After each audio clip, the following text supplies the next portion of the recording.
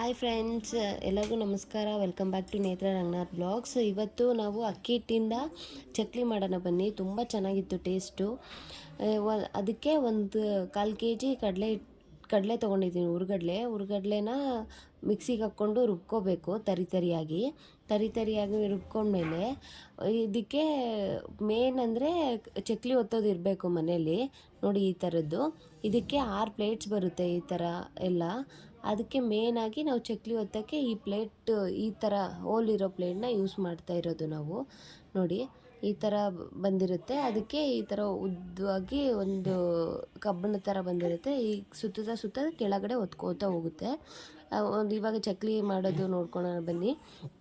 First ಒಂದು ಪಾತ್ರೆಗೆ 1 kg ಅಕ್ಕಿ ಹಿಟ್ಟು ಯೂಸ್ ಮಾಡ್ತಾಯಿದ್ದೀನಿ ನಾನು. 1 kg ಅಕ್ಕಿ ಹಿಟ್ಟು, 1/4 kg ಕಡಲೆ ರುಬ್ಕೊಂಡಿದ್ವಲ್ಲ ಆ ಕಡಲೆ ಹಾಕ್ಕೊಳ್ಬೇಕು.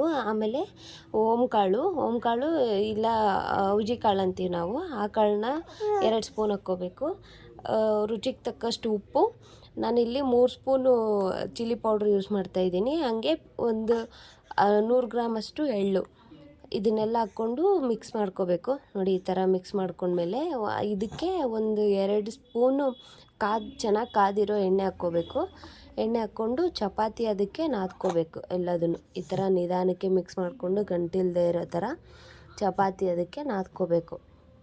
ನೋಡಿ ಈ ಥರ ತುಂಬ ಈಸಿನೇ ಮನೇಲಿ ಮಾಡ್ಕೊಳೋದು. ಒಂದು ಸತಿ ಮನೇಲಿ ಮಾಡ್ಕೊಂಡು ನೋಡಿ, ನೀವೇ ಹೊರಗಡೆ ತಿನ್ನೋದು ಬಿಡ್ತೀರಾ, ಅಷ್ಟು ಚೆನ್ನಾಗಿ ಬಂದಿತ್ತು ಟೇಸ್ಟು. ಇದೆಲ್ಲ ಅಮ್ಮ ಮಾಡೋದು, ನನಗೆ ಬರಲ್ಲ. ಅಮ್ಮ ಬಂದಿದ್ರು ಊರಿಂದ, ಅದಕ್ಕೆ ನಾನು ಅಮ್ಮನ ಹತ್ರನೇ ಜಾಸ್ತಿ ಮಾಡಿಸಿಟ್ಕೋತಿದ್ದೀನಿ. ನೋಡಿ ಈ ಥರ ಅದು ಚಕ್ಲಿ ಒತ್ತೋದಿರುತ್ತಲ್ವ, ಅದಕ್ಕೆ ತುಂಬಿಕೊಂಡು ಈ ಥರ ಕ್ಲೋಸ್ ಮಾಡ್ಕೋಬೇಕು. ಕ್ಲೋಸ್ ಮಾಡ್ಕೊಂಡ್ಮೇಲೆ ಈ ಥರ ಬ್ಯಾಚಸ್ ಥರ ಮಾಡಿಕೊಂಡ್ರೆ ತುಂಬ ಈಸಿ ಆಗುತ್ತೆ ಮಾಡೋಕ್ಕೆ. ನೋಡಿ ಈ ಥರ ಮಾಡ್ಕೊಳ್ಳಿ.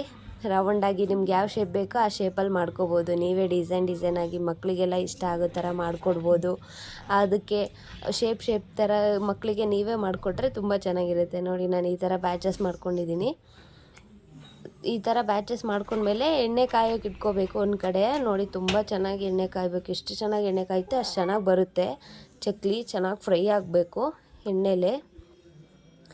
ಈ ಥರ ಎಲ್ಲ ಚೆನ್ನಾಗಿ ಫ್ರೈ ಆದಮೇಲೆ ಅದನ್ನ ಇನ್ನೊಂದು ಕಡೆ ತಿರ್ಗಿಸ್ಕೊಂಡು ಎಲ್ಲ ಬ್ಯಾಚಸ್ ಇದೇ ಥರ ಮಾಡ್ಕೋಬೇಕು. ಈ ಥರ ಮನೇಲಿ ಮಾಡಿಕೊಂಡ್ರೆ ತುಂಬ ಚೆನ್ನಾಗಿರುತ್ತೆ, ಹೆಲ್ತಿಗೂ ಒಳ್ಳೆಯದು.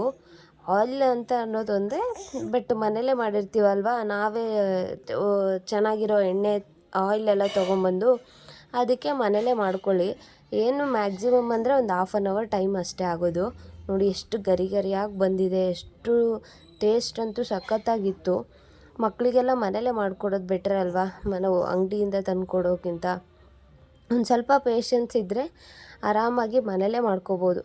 ನೋಡಿ ಎಷ್ಟು ಮುರಿದ್ರೇ ಎಷ್ಟು ಗರಿಯಾಗಿ ತುಂಬ ಚೆನ್ನಾಗಿ ಬಂದಿದೆ ಟೇಸ್ಟ್ ಮಾತ್ರ. ಒಂದು ಸತಿ ಮನೇಲೇ ಟ್ರೈ ಮಾಡಿ ನೋಡಿ ಹೇಗಿತ್ತು ಟೇಸ್ಟ್ ಅಂತ ಕಮೆಂಟ್ ಮಾಡಿ. ಆ್ಯಂಡ್ ಎಲ್ಲ ವೀಡಿಯೋಸ್ ನೋಡ್ತಿದ್ದೀರಾ ಬಟ್ ಫಾಲೋ ಮಾಡ್ತಿಲ್ಲ, ಪ್ಲೀಸ್ ಫಾಲೋ ಮಾಡಿ. Thank you for watching.